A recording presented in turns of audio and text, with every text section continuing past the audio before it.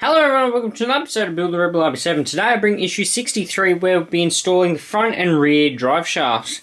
In the magazine today we've got 1969, first title for Jackie Stewart. We've got driver profile here with Jackie Stewart, we've got risky aerodynamics and the technical specifications of Jackie Stewart's Matra International MS80.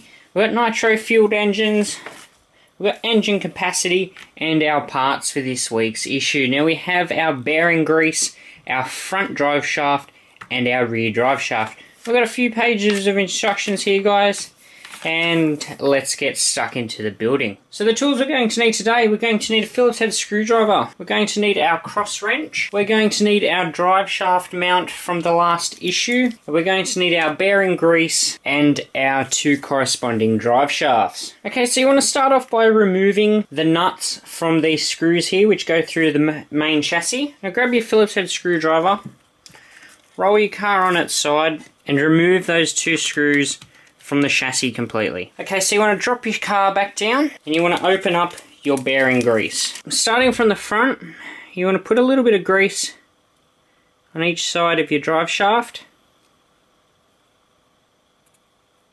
Okay, like that. And then you want to pop one end in there like that and the other one in there so it fits into your main shaft there. Now once you've done that, you want to grab your rear drive shaft and place on the grease, and then find the slot in your rear diff area there, slide in the drive shaft and then clip it in to your drive shaft mount so it sits like that. So you'll be able to spin the drive shaft and move your RB7 backwards and forwards. Ever so slightly there in the drive shaft mount, you can see a little hexagon shape in there for the bolts to sit on. So you want to pop one of the bolts in there, then holding it in place, you want to flip the car back up on its side, grab the Phillips head screwdriver, then thread it back through. Okay, so you want to flip it up and place the second nut into the other side of the drive shaft mount, and then thread in the second screw. Do them up nice and tight, and then drop it down like that. Okay, so finally